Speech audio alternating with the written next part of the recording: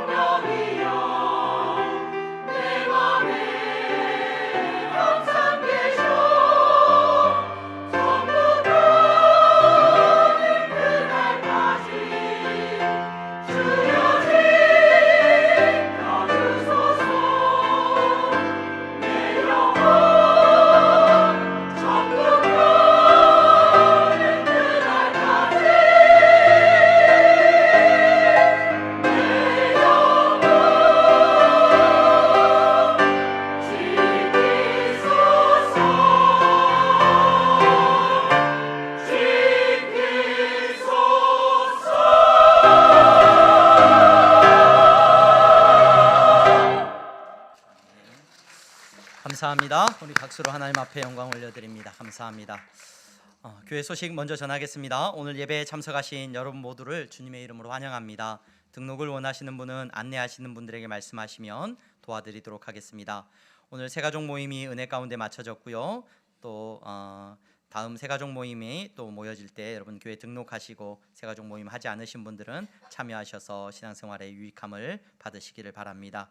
기도하는 엄마들 3주 세미나가 이번 주 토요일부터 진행이 됩니다. 2월 8일 토요일 1시 50분부터 시작을 합니다.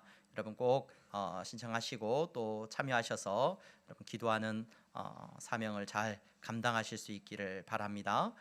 향동교회 부모특강 오늘 오후 1시 30분에 우리 함영광 집사님 모시고 밑에 1층 104호실에서 있습니다. 여러분 자녀 교육에 대해서 관심이 있고 또 믿음 안에서 어떻게 자녀를 키우는 것이 지혜로운 방법인지 생각하기를 원하시는 분들은 또 참여하셔서 도움을 받으시기를 바랍니다. 교회 청소는 1남전도회와 1에서 5여 전도회가 이번 주 섬기시게 됩니다. 서리집사 서약서가 준비되어 있습니다. 이렇게 서명 다음 주까지 신청을 이렇게 서약을 받도록 하겠습니다. 신청서 제출하지 않으신 분들은 꼭 제출해 주시기를 바랍니다. 재직 명단과 전도회 명단 확인해 주시고 연말정산 기부금 내역서 여러분 신청하신 분들은 꼭 1층에서 수령해 가시기를 바랍니다. 그리고 또 신청하실 분들은 또 구체적인 내용 기입하셔서 신청하시면 도움을 드리도록 하겠습니다. 그리고 우리가 작년에 시편 34편을 다 외웠으면 좋겠습니다 라고 이렇게 말씀을 드렸는데 우리 다 외우신 분들이 계시는 것 같아요. 그래서 신청을 좀 받으려고 합니다. 그래서 다음 주에 우리 예배 시간에 우리 시편 34편 다 외우신 분들 암송하는 시간을 좀 가지려고 하니까요. 다 외우신 분들은 우리 전사님들에게 말씀하여 주시면 또 함께 준비해서 암송하는 시간 갖도록 하겠습니다. 그리고 지난주에 우리 이병호, 박재순 성도님 가정 등록하셨습니다. 우리 향동교회 안에서 복되게 신앙생활 하실 수 있기를 바라고요. 오늘까지 해서 우리 새가족 모임이 마쳐졌는데요. 우리 향동교회 등록하시고 우리 새가족 모임 마치신 분들 우리 자리에서 잠깐만 한번 일어나 주시면은 우리 축복하고 환영하는 시간 잠시 갖도록 하겠습니다. 오늘 새가족 모임 참석하셨던 분들 자리에서 한번 일어나 주시고 내 뒤에서 꽃다발 하나씩 전달해 주시고요. 우리 감사합니다. 우리 향동교회 새가족이 되신 것을 진심으로 환영하고 우리 잠깐 찬양으로 축복하는 시간 갖겠습니다. 당신은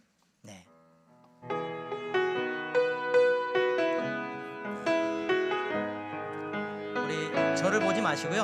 옆에 분들 보시면서 같이 축복하는 시간 갖겠습니다. 당신은 하나님의 언약 안에 있는 축복의 통로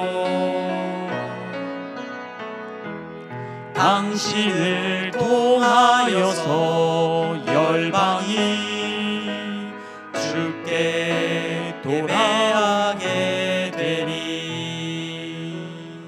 감사합니다. 잠깐 기도하겠습니다. 하나님 이렇게 귀한 분들을 향동교회 보내주시고 우리가 한 가족이 되어 함께 예배하는 공동체를 이루게 하시니 감사합니다. 하나님 이분들이 교회를 통하여서 주님과 날마다 더 가까워지기를 원합니다. 복 있는 성도의 삶을 살아갈 수 있도록 은혜 내려 주시옵소서. 이곳에서 드리는 예배마다 하나님이 기뻐 받으시는 예배가 되기를 바라고 이곳에서 날마다 우리 주님과 동행함의 큰 기쁨을 누릴 수 있도록 은혜 내려 주시옵소서. 한 몸이 되어진 우리 성도가 서로 기뻐하게 하시고 한 몸을 이루어 나갈 때 우리의 만남을 통하여서 주님 영광 받아 주시옵소서. 예수 그리스도의 이름으로 기도하옵나이다. 아멘. 감사합니다. 자리에 앉아주시면 되겠습니다. 이 시간에는 우리 잠깐 우리 청년부가 수련회를 다녀왔는데 청년부 수련회 다녀온 보고 영상 우리 잠깐 보도록 하겠습니다. 여러분 청년부는 몇 살까지라고요? 50살입니다. 결혼을 하면 그때부터 청년부에 끼기는 힘들고요. 결혼하지 않으면 50살까지는 젊음의 때인 것을 잊지 마시고 우리 청년부에 참여하셔서 함께 또 교제하실 수 있는 은혜가 있기를 바랍니다. 우리 청년부 영상 틀어주십시오. 소리가 안 나오네요.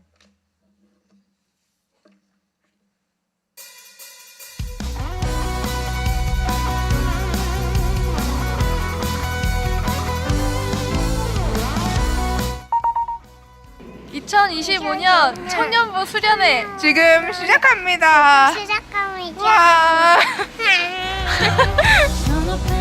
아, 너무 기대됩니다.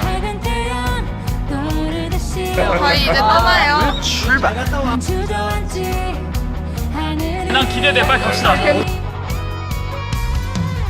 어떤 어려움에도 주의 길을 선택하리. 온천 기대 중입니다. 아니, 더 재밌을 것 같아요. 설교 기대 중입니다. 주님을 크게 보는 믿음 가지고 세상에 나타내리라. 놀라운 주의 사랑을 주의 꿈을 안고 일어나리라. 선한 능력으로 일어나리라. 이 땅의 부흥과 회복은 바로 나로부터 시작되리. 주의 꿈을 안고 일어나리라. 선한 능력으로 일어나리라. 이 땅의 부흥과 회복은 바로 나로부터 시작되리. 저 높은 하늘 위로 밝은 태양 떠오르듯이 난 주저앉지 않으리. 어떤 어려움에도 주의 길을 선택하리. 너무 감사드립니다. 맛있게 잘 먹겠습니다. 여러분 화이팅!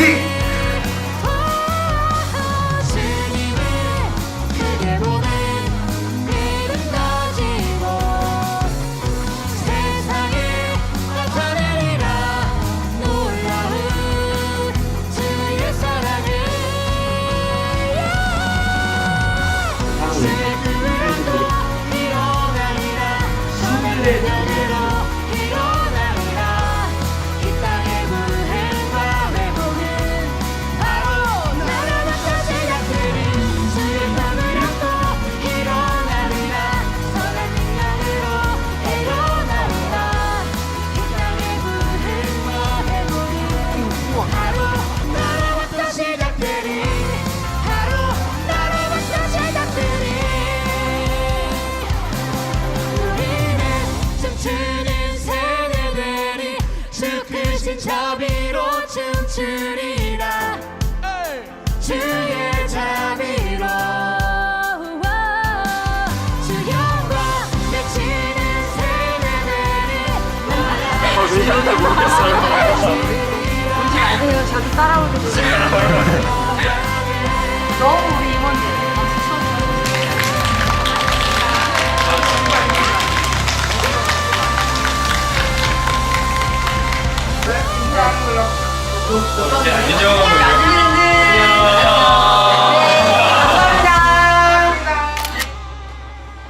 감사합니다. 우리 수련회를 위해서 함께 기도해 주시고 또 참여해 주신 분들 감사드리고 우리 다음 세대가 또 믿음 안에서 날마다 건강하게 세워져 나갈 수 있도록 여러분 함께 기도해 주시기를 바랍니다. 우리 옆에 분들 보면서 인사하겠습니다. 잘 나오셨습니다. 잘 나오셨습니다. 성도님은 누굴 닮았습니까? 예수님 닮으셨습니다. 네, 이렇게 축복해 주시기를 바랍니다. 오늘 예배 자리에 나오신 여러분 모두 예수님 닮은 귀하고 복된 분들인 줄로 믿습니다. 지난 시간 우리는 다윗의 중심을 보시는 하나님을 살펴보았습니다. 다윗의 안에는, 다윗의 마음 안에는 무엇이 있어요? 하나님의 법, 구약의 말씀을 살필 때 우리는 율법을 놓치지 않고 보셔야 됩니다 라고 말씀을 드렸어요.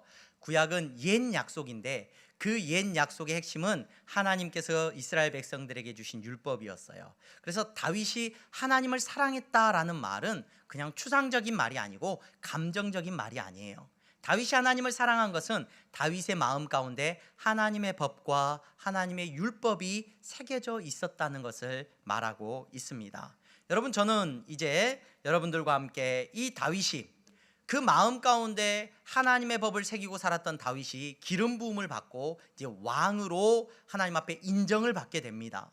그 이후에 다윗이 어떤 삶을 살아가게 되는지 오늘 말씀을 통하여서 그의 삶의 시작을 잠시 들여다보려고 합니다. 여러분, 다윗의 삶은 하나님께서 그의 마음속에 중심을 보시고 그의 중심 안에 하나님의 약속이 있는 것을 봤어요. 하나님의 율법에 대한 믿음이 있는 것을 보셨고 그에게 기름을 붓도록 하셨어요. 그리고 이스라엘의 왕으로 인정을 받고 나서 그의 삶에 달라진 것이 하나 있습니다. 그의 삶이 이전과 달라진 것이 딱 하나 있어요. 그게 뭐냐? 우리가 읽지는 않았습니다. 지난주에 읽었던 말씀인데요, 13절 말씀 함께 보겠습니다. 13절에 이렇게 말씀이 기록되어 있습니다. 사무엘이 기름 뿔병을 가져다가 그의 형제 중에서 그에게 부었더니 이날 이후로 다윗이 여호와의 영에게 크게 감동되니라, 이렇게 되어 있습니다. 그러니까 이전과 달라진 것이 하나 있는데 그게 뭐가 있어요? 여호와의 영에 크게 감동되었다라고 표현되어 있어요. 그가 하나님의 기름 부으심을 받은 다음에 그는 하나님의 영에 크게 감동되었다라는 표현인데, 이 하나님의 영에 크게 감동되었다라는 표현이 참 재미있는 표현이고 많은 것을 담고 있는 표현입니다. 이 표현 하나님의 영, 여호와의 영이라는 표현은, 이 영이라는 표현이 루아흐라는 표현인데요, 이 루아흐라는 말은 신약으로 넘어오면 우리가 성령님을 이야기할 때 사용되는 영, 거룩한 영을 말합니다. 이 루아흐라는 단어는 바람이라는 뜻도 되고요, 호흡이라는 뜻도 있는 표현이에요. 그래서 이 바람처럼 불처럼 임하시는 성령님, 우리가 말할 때 이 루아흐라는 영이라는 단어를 가지고 오는데, 이 영이, 여호와의 영이 곧 여호와의 영이라는 말은 하나님 자신을 말합니다. 그 하나님께서 오늘 크게 감동되다라는 이 단어가 무엇을 말하냐면, 뭐 다른 사람의 마음을 막 움직이는 것, 그런 것이 아니라 이 말은 짤라흐라는 말인데, 이 말은 성공하다라는 단어예요. 근데 다른 뜻이 하나 있는데, 그 다른 원래의 뜻이 뭐냐면은 두 가지 뜻이 있는데, 성공하다라는 말이 있고 또 하나는 달려들다, 돌진하다, 몰아대다라는 말이 있어요. 그래서 구약에서 크게 감동됐다라는 말이 나오면 이 단어가 쓰여요. 이 단어가 무슨 의미예요? 하나님께서 다윗에게 달려들고 돌진하고 몰아대기 시작했다는 겁니다. 다윗의 삶에 하나님께서 충만하게 역사하셔서 다윗의 삶을 끌고 가기 시작했다는 것이 오늘 우리가 읽은 본문에 나와 있는 표현입니다. 다윗의 삶은 달라진 게 없거든요. 여러분, 이후에 이제 말씀을 계속해서 살펴보게 될 건데, 그 내용을 가만히 들여다보면 다윗은 여전히 양치는 위치에 있습니다. 야, 사무엘이 기름을 부었대. 그래서 집안에서 막 대우가 달라지고 그 이후로 막 삶의 형편이 바뀌고 그날부터 막 왕의 수업이 들어가고, 아니요, 그런 거 전혀 없습니다. 다윗은 똑같이 목동의 자리에 있게 됩니다. 그리고 똑같이 목동의 자리에서 여전히 빈 들판에서 양들을 치는 그러한 모습으로 살아가고 있습니다. 그러나 달라진 것이 하나 있어요. 그 달라진 것이 뭐냐? 그의 인생을 누가 함께하기 시작하시냐? 그의 인생을 하나님께서 함께하시고 그에게 충만하게 역사하시고 그를 끌고 가기 시작하셨다는 거예요. 그것이 이후에 그의 삶을 어떻게 바꾸어 놓는지를 우리는 살펴볼 겁니다. 여러분, 그와 대조적으로 오늘 우리가 읽은 본문에 한 인물이 등장을 하고 있습니다. 그 인물에 대해서 성경이 무엇을 말하고 있습니까? 14절 말씀을 한번 보시기를 바랍니다. 14절 말씀 같이 읽어보겠습니다. 시작. 여호와의 영이 사울에게서 떠나고 여호와께서 부리시는 악령이 그를 번뇌하게 한지라 라고 되어 있습니다. 예, 뭐라고 말을 하고 있어요? 다윗에게는 하나님의 영이, 여호와의 영이 돌진해서 그에게 충만하게 그에게 임했는데, 이제 반대로 14절에 사울에게서는 하나님의 영이 어떻게 했다고요? 떠났다고 말하고 있습니다. 떠났대요.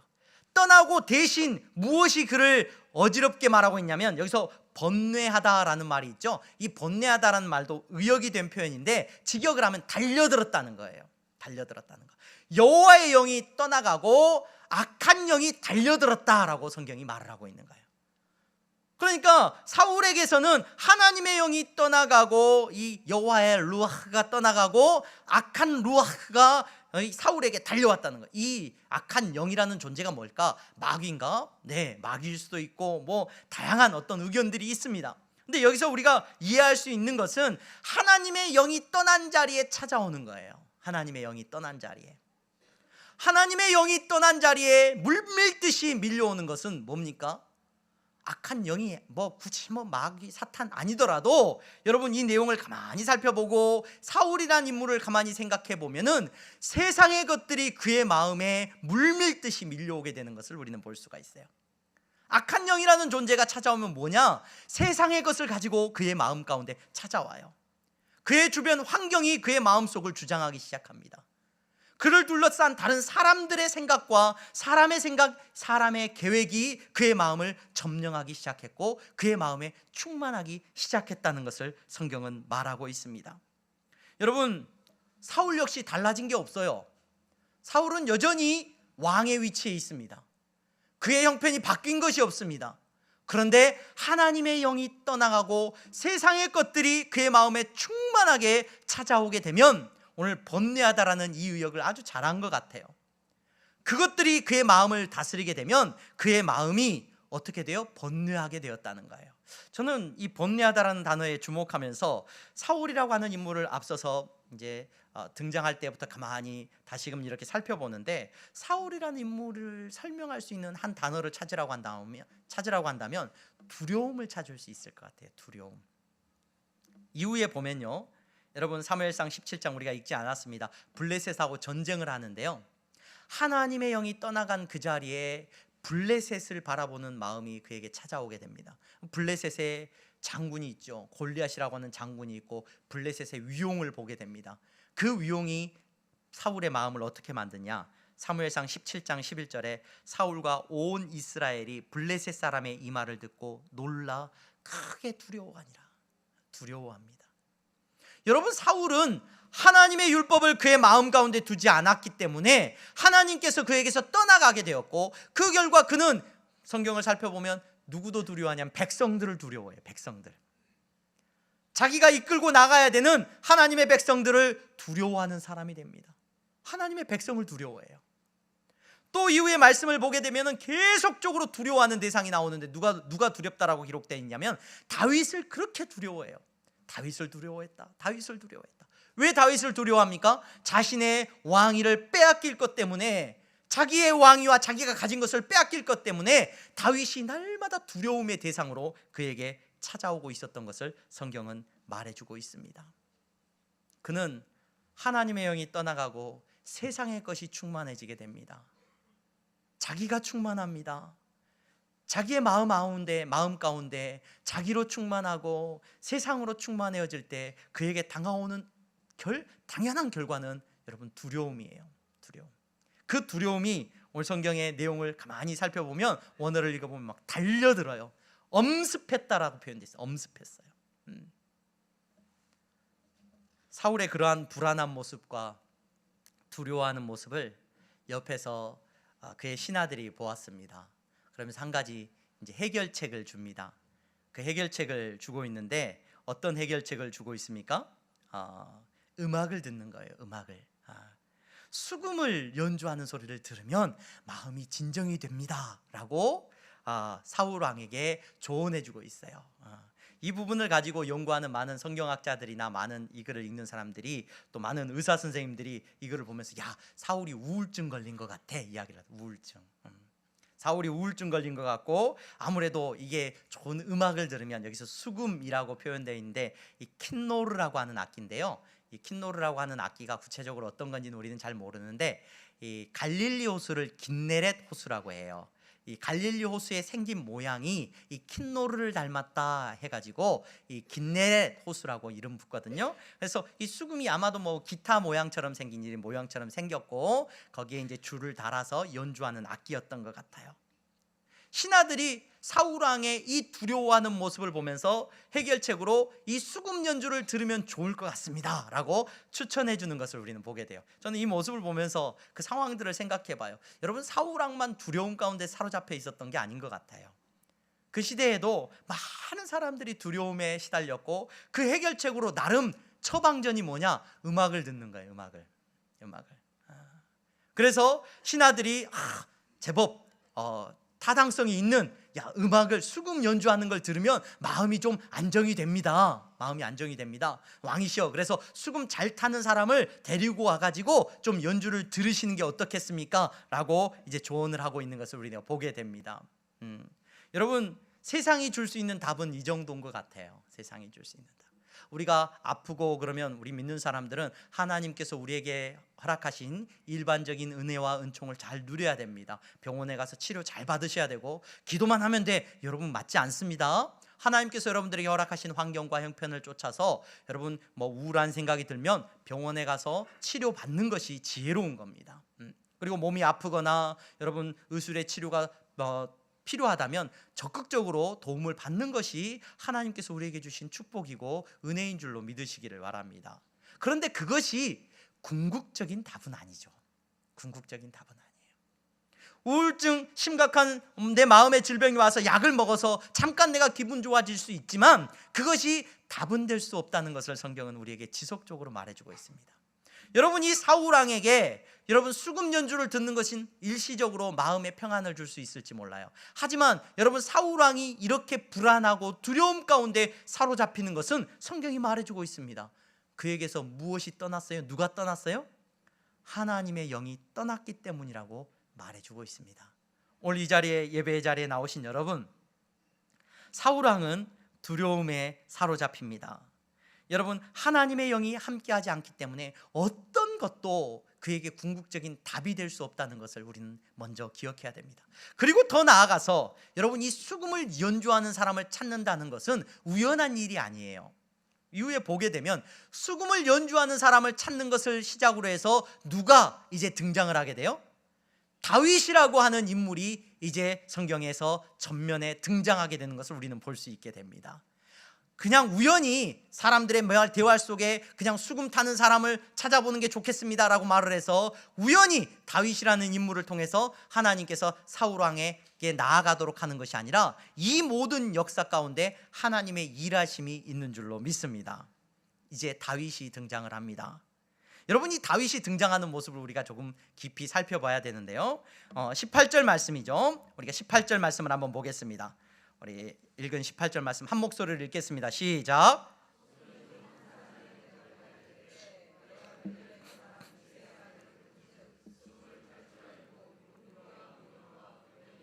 준수한 자라 여호와께서 그와 함께 계시더이다 하더라. 아멘. 아멘. 소년 중에 한 사람이 야, 수금 잘 치는 사람, 수금 잘 켜는 사람이 있는지 좀 찾아봐라 그랬더니 그 왕 옆에 있는 소년 중에 한 사람이, 젊은이죠, 청년 중에 한 사람이 지금 내가 누구를 아느냐, 다윗이라는 사람을 아는데 그 다윗이 어떤 사람이라고 소개를 하냐면 수금을 그가 잘 타고 용기와 무용과 구변이 있는 준수한 자입니다 라고 그를 추천하고 있는 것을 우리는 볼 수가 있습니다. 여러분, 저는 이 말씀이 등장하기까지의 시간을 조금 여러분들이 느낄 수 있으면 좋을 것 같아요. 다윗이 기름 부음 받고 바로 그 다음날 왕에게 누군가가 추천해가지고 다윗이 왕궁으로 불려가는 게 아니에요. 다윗은 어렸을 때 들에 나가서 양치는 목동으로 살았고 그에게 사무엘이 기름을 부었고 아마 시간이 흘렀을 거예요. 긴 시간이 흘렀습니다. 몇 년의 시간이 흘렀는지는 모르지만 긴 시간이 흘렀어요. 그는 목동으로서의 삶을 살아갑니다. 그런데 그에게 달라진 것이 하나 있다라고 말했어요. 그에게 여호와의 영이 함께하는 역사가 일어났어요. 그리고 그는 목동으로서의 삶을 살아가는데 여호와의 영이 그에게 돌진하여서 그의 인생을 끌고 가는데 그가 어떤 사람으로 변해 있는지가 오늘 8절에 기록되어 있어요. 그가 어떤 사람으로 변해 있습니까? 그 꼬마 목동, 소년 목동이 여러분 어떤 사람으로 변해 있냐면 그 사람을 바라보면서 그가 수금을 탈 줄 압니다 라고 말을 합니다. 여기서 수금을 탈 줄 안다는 건 뭘 말합니까 여러분? 시편에 보면요, 시편에 보면은 성경에 기록되어 있는 노래죠. 이 시편이 150편이 기록되어 있는데 그 150편 가운데 물론 좀 차이가 있습니다만은 약 75편 정도의 다윗의 이름이 붙어 있어요. 제목으로. 탈무드 유대인들은 심지어 탈무드에서는 뭐라고까지 이야기를 하냐면 아니다, 시편 150편 전부 다 누구의 저작으로 보는 게 맞다? 심지어 전부 다 다윗의 저작으로 보는 게 맞대요. 여러분, 이건 뭘 말하는 겁니까? 그 시편의 내용을 보면 다윗은 슬플 때도 하나님을 찬양합니다. 기쁠 때도 하나님을 찬양합니다. 그가 죄로 말미암아 하나님께서 책망하시고 훈계하실 때도 하나님을 찬양합니다. 수금을 탈 줄 알았다는 그의 삶은, 하나님께서 그와 함께 하시는 그의 인생은 그가 목동으로 있지만 하나님은 그를 찬양하는 사람으로 키우셨다는 것을 성경이 말해주고 있어요. 하나님이 함께 하시는 사람의 특징입니다. 하나님이 함께 하시는 사람은 세상을 노래하고 세상을 즐거워하는 사람들이 아니라, 여러분, 나를 노래하고 나에게 취해 있는 사람들이 아니라 하나님을 찬양하는 자리로 나아가는 것을 기뻐하는 자들인 줄로 믿으시기를 바랍니다. 다윗은 하나님을 찬양하는 사람이 되었어요. 여러분, 다윗은 용기가 있는 사람입니다. 무용과 구변이 있다라고 하는, 용기가 있다라고, 담대하다는 표현이죠. 무용이 있다라는 말은, 무용이 있다라는 이 표현은 그가 용사라는 말이에요. 용사. 17장에 우리가 다음 주에 또 이후에 살펴보겠지만 17장에 보면은 다윗이 사울왕 앞에 나가요. 그래서 사울왕 앞에서 이야기합니다. 제가 골리앗과 싸우겠습니다. 그러니까 사울왕이 뭐라고 말을 하냐면, 다윗한테 17장 33절에 사울이 다윗에게 이르되 네가 가서 저 블레셋 사람과 싸울 수 없으리니 너는 소년이요 그는 어려서부터 용사임이니라 그래요. 너는 소년이지만, 너는 청년이고 아무것도 아니지만 저 골리앗은 용사다. 저 사람은 어려서부터 키가 크고 힘이 세가지고 어려서부터 전장에 다니면서 용사였다. 그럼 너가 어떻게 싸운다는 말이냐? 너는 못 싸운다는 거예요. 다윗이 이렇게 말을 합니다. 사울왕의 그 말을 듣고 다윗이 사울에게 말하되 주의 종이 아버지의 양을 지킬 때 사자나 곰이 와서 양떼에서 새끼를 물어가면 내가 따라가서 그것을 치고 그 입에서 새끼를 건져내었고, 그것이 일어나 나를 해하고자 하면 내가 그 수염을 잡고 그것을 쳐 죽였나이다.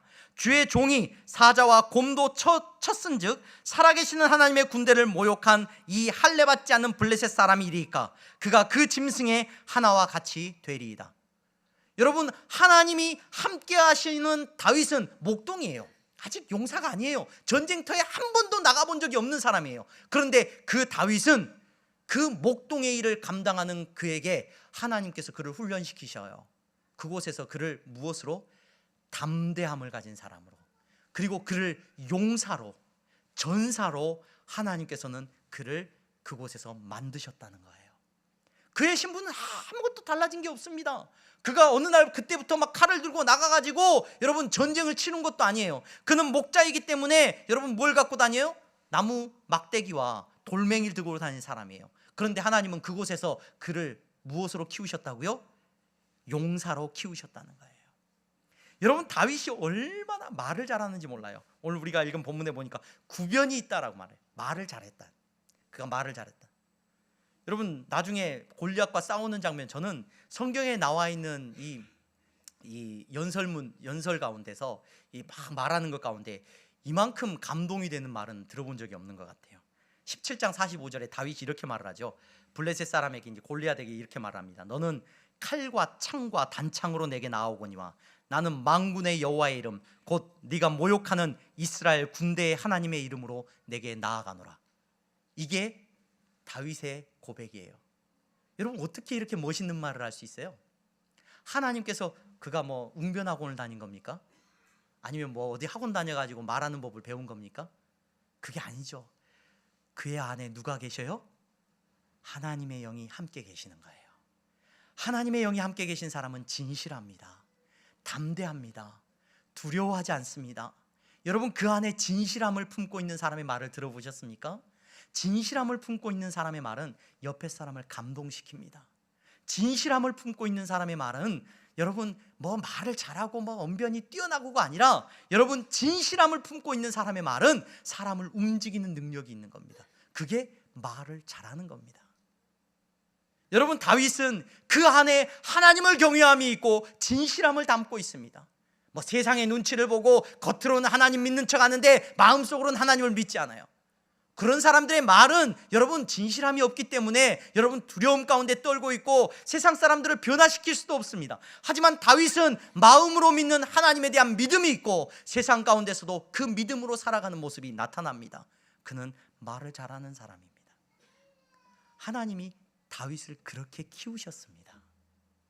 여러분뿐만 아니라 마지막에 뭐라고 말합니까? 그의 외모도 준수합니다. 여러분, 그의 모습도 여러분 사람들 앞에 보여질 때 비굴함이 없습니다. 그의 모습이 당당합니다.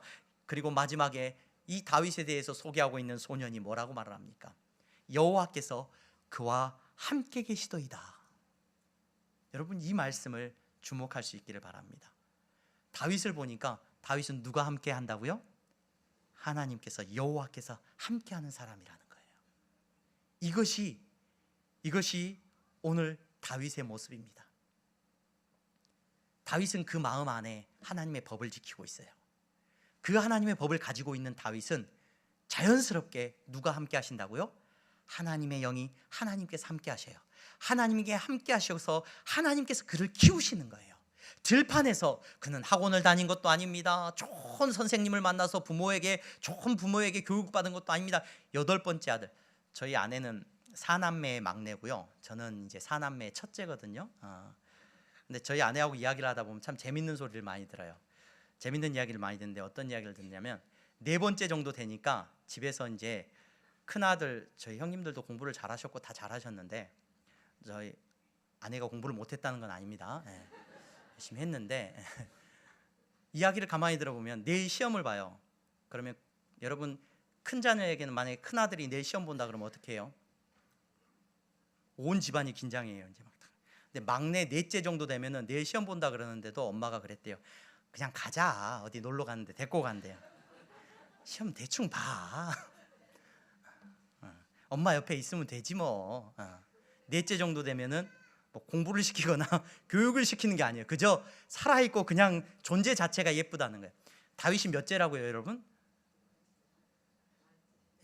8번째 아들. 그것도 다 아들이 없는 집이어서 막내 아들이었으면 귀했겠는데 위로 다 기라성 같은 형님들이 계셔. 8번째, 존재 자체만으로도 그냥 이뻐. 교육을 시켜요, 안 시켜요? 너 말하는 법을 배워야 된다, 웅변 시켰어요? 아니에요. 누가 키우신 거예요? 하나님의 영이 그를 잡고 키우시는 거예요. 그는 버려진 존재예요. 나중에 시편에 보면 그런 고백이 나와요. 우리 부모는 나를 버렸지만, 이런 표현이 나와요. 다윗의 시에 나의 부모는 나를 버렸지만 이라는 표현이 나와요. 부모는 그를 버렸지만 누가 그를 잡고 키우셨냐면 그 어떤 사람도 할 수 없는 놀라운 역사를 그에게 베푸십니다. 그는 용사로 자라났습니다. 그는 담대합니다. 하나님을 찬양하는 사람으로 자라나고 있습니다. 그는 어디를 가든지 하나님이 함께 하시는 사람으로 그가 자랐다는 것을 성경이 말해주고 있습니다. 오늘 예배 자리에 나오신 여러분, 우리는 우리 안에 누구를 품고 있습니까? 예수님을 품고 있습니다. 구약의 옛 언약인 율법을 우리는 품고 살아가는 사람들이 아니라 나를 위하여 죽으신, 십자가에 죽으신 예수 그리스도, 그분을 우리의 마음의 주인으로 삼고 있는 사람입니다. 그 주인 되신 예수님이 우리에게 오면 어떤 일이 일어나는 줄 아십니까, 여러분? 예수님이 우리 안에 계시면 성경이 말을 해요. 제가 하나님이 함께 한다라고, 함께 계시더이다라는, 여호와께서 그와 함께 계시더이다라는 표현이 있죠. 이 표현을 히브리어로 보면 어떻게 되어 있냐면 여호와께서 임모, 히브리어의 전치사 임이라는 단어는 뭐냐면은 누구누구와 함께라는 표현이에요. 그래서 오를 붙여가지고 임모 그러면 그와 함께, 그러니까 하나님이 그와 함께 계시다라는 표현이 이렇게 표현돼요. 이 전치사 임이라는 단어가 여러분 신약으로 넘어오면 똑같이 우리에게도 적용이 돼요. 예수님의 이름이 뭐예요? 천사가 말을 합니다. 천사가 너희에게 오실 그분이 계시는데 그분의 이름이 뭐냐면 임마누엘이라고 하는, 임마누엘. 임마누엘이라는 말이 누구예요? 무슨 뜻이에요? 함께 계시다는 거예요. 그러면은 임마누엘, 그래가지고 임마누라는 표현 자체가 우리와, 함께 계시는, 우리와 함께 계시는 하나님이라는 표현이에요. 예수님의 이름이 임마누엘이에요, 여러분. 여러분, 우리 안에 예수 그리스도를 모시고 살아가는 사람은, 그 마음 가운데 십자가에 죽으신 예수 그리스도가 새겨지고 그분이 왕 되신 사람은 어떤 능력 가운데 살아가는 사람이냐면 하나님의 영이 그와 함께 하시는 은혜를 누리는 사람인 줄로 믿습니다. 하나님의 영이 함께 하시면 어떤 일이 일어나느냐? 그의 인생이 두려움 가운데 끌려가는 인생이 아닌 줄로 믿습니다. 세상이 충만하여서 어디로 가든지 이것도 두렵고 이것도 두렵고 저것도 두렵고, 자녀를 봐도 걱정이 되고 세상을 봐도 걱정이 되고 주변을 봐도 걱정이 되고 뉴스를 봐도 걱정이고, 모든 걱정 가운데서 여러분 사로잡혀 있는 인생이 아니라 임마누엘 대신 십자가에 죽으신 예수 그리스도가 우리 안에 계시면, 그분을 믿으면 여러분 하나님이 함께 하시는데, 하나님이 함께 하시는 사람은 하나님을 찬양하는 사람이 되는 줄로 믿습니다. 어디로 가든지.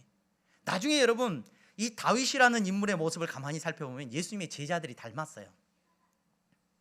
다윗이 찬양하잖아요. 예수님의 제자들은 감옥에 가도 찬양해요.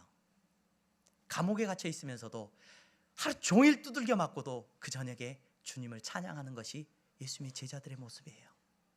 여러분, 성도는 절망의 순간에 주님을 찬양하는 능력을 가진 사람들인 줄로 믿습니다. 하나님이 그렇게 키우셨거든요. 하나님이 그렇게 함께 하시거든요. 여러분, 예수님의 제자들은 다윗은 골리앗 앞에서 두려워하지 않습니다. 죽음을 두려워하지 않습니다. 예수님의 제자들이, 여러분 예수 그리스도를 믿는 자들이, 그 마음 가운데 임마누엘 되시는 예수 그리스도를 모시고 있는 자들은 하나님께서 함께 하시기에 두려워하지 않습니다. 세상을 무서워하지 않습니다. 여러분, 어떤 삶의 형편 속에서도 여러분 먹을 것 때문에, 입을 것 때문에 두려워하지 않습니다.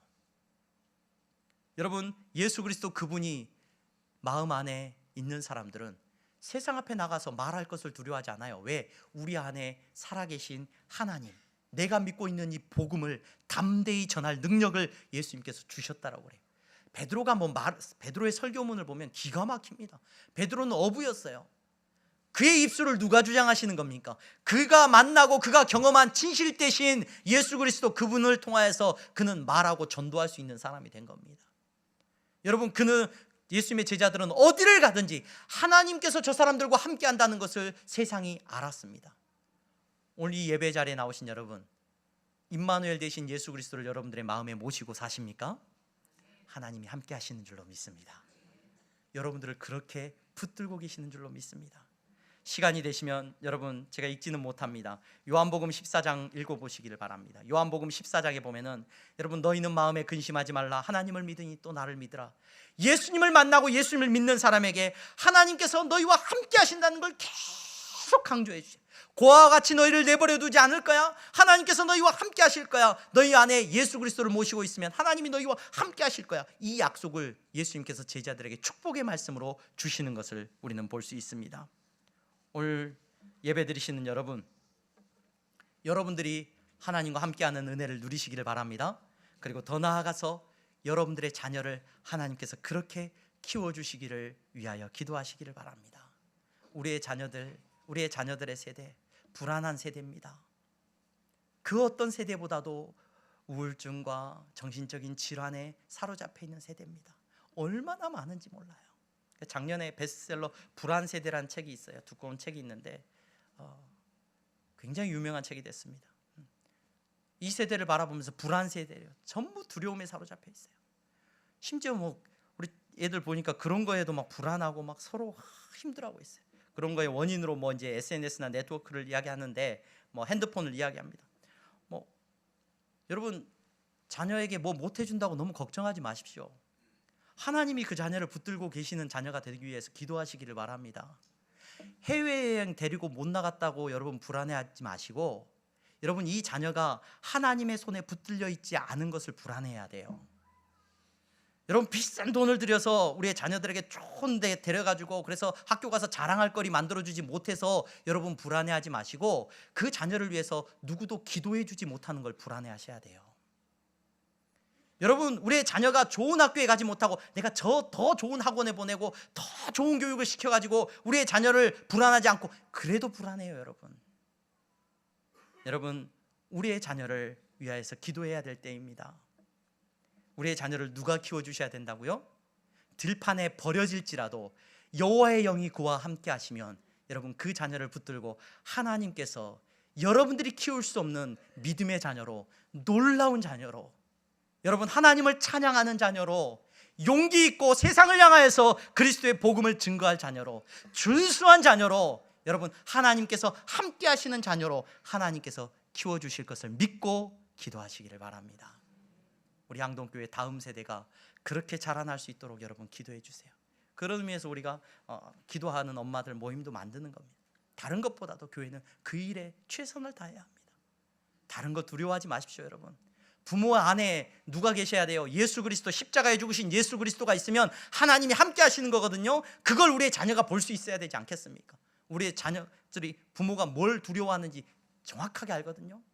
정확하게 알아요. 그래서 우리의 자녀들은 부모의 약점을 기가 막히게 공경합니다. 밥 안 먹어, 밥 안 먹어, 학교 안 가, 학원 안 가,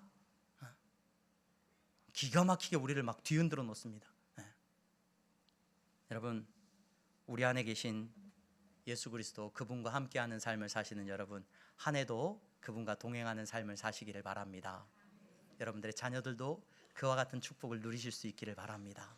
그 일을 위하여 기도하고 그 일을 위하여서 우리 교회가 함께 나아갈 수 있는 은혜를 누리시기를 바랍니다. 기도하겠습니다. 거룩하신 하나님, 다윗은 이제 사울왕 앞에 서게 됩니다.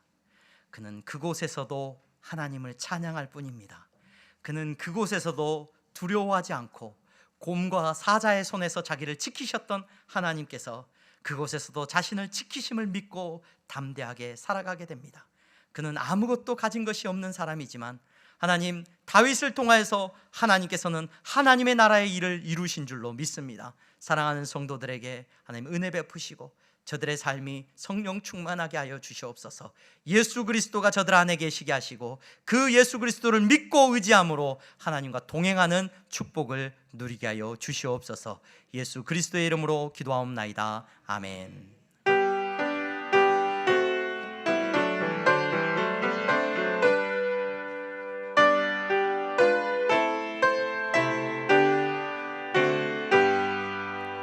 나의 생명 드리니 주여 받아주셔서 세상 살아갈 동안 찬송하게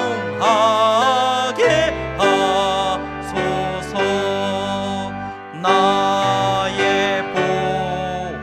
드리니 주여 받아주셔서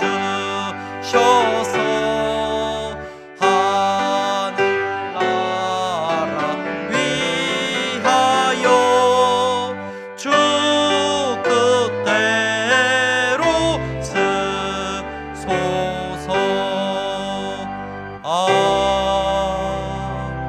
아멘. 거룩하신 하나님, 감사합니다. 사랑하는 성도들, 이 시간 하나님 앞에 예배하며 믿음으로 정직한 11조를 드리며 감사의 예물을 드렸습니다. 하나님, 저들의 마음 안에, 저들의 중심 안에 십자가에 죽으신 예수 그리스도, 나를 위하여 죽으신 예수 그리스도가 새겨져 있고 그분으로 말미암아 저들이 하나님과 함께하는 삶을 살아가고 있는 놀라운 은혜를 누리는 줄로 믿습니다. 그 은혜 안에서 드리는 예물이오니 주님이 기뻐 받아주시고 저들의 삶 속에 주님 하나님이 함께하심이 날마다 선포되어지게 하여 주시기를 원합니다.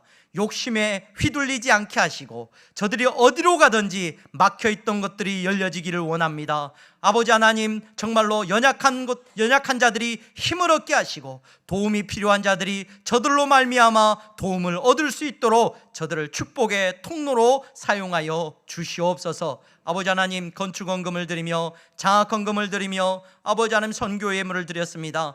보이지 않는 하나님의 나라를 위하여 드리는 예물이오니 하나님의 나라가 아름답게 세워지는 역사가 저들을 통하여 이루어지게 하여 주시옵소서. 경제적인 어려움으로 인하여서 울고 있는 성도들이 있습니까? 심히 어려워하며 곤고한 가운데 있는 성도들이 있습니까? 하나님 위로하여 주시고 더 큰 축복과 긍휼을 베풀어 주시옵소서. 예수 그리스도의 이름으로 기도하옵나이다. 아멘. 다 함께 일어나서 찬양하겠습니다.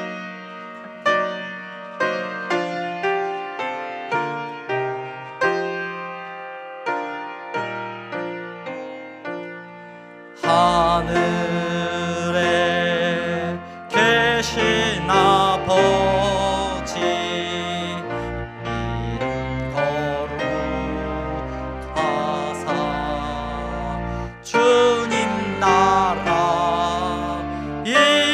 하시고 뜻이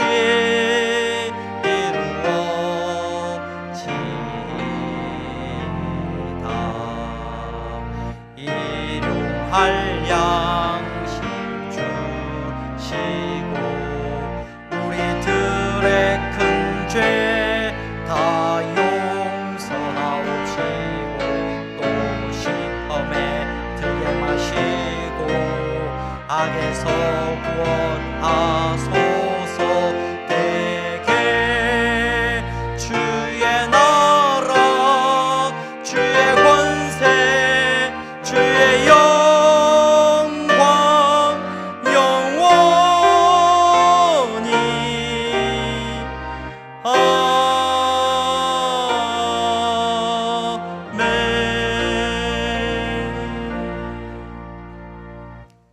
주 예수 그리스도의 은혜와 하나님 아버지의 사랑하심과 성령의 교통 충만하심이 십자가에 죽으신 예수 그리스도를 마음에 섬기고 하나님과 동행하는 큰 은혜를 누리며 살아가는 성도들의 머리 위에 이제부터 영원토록 함께 있을지어다. 아멘.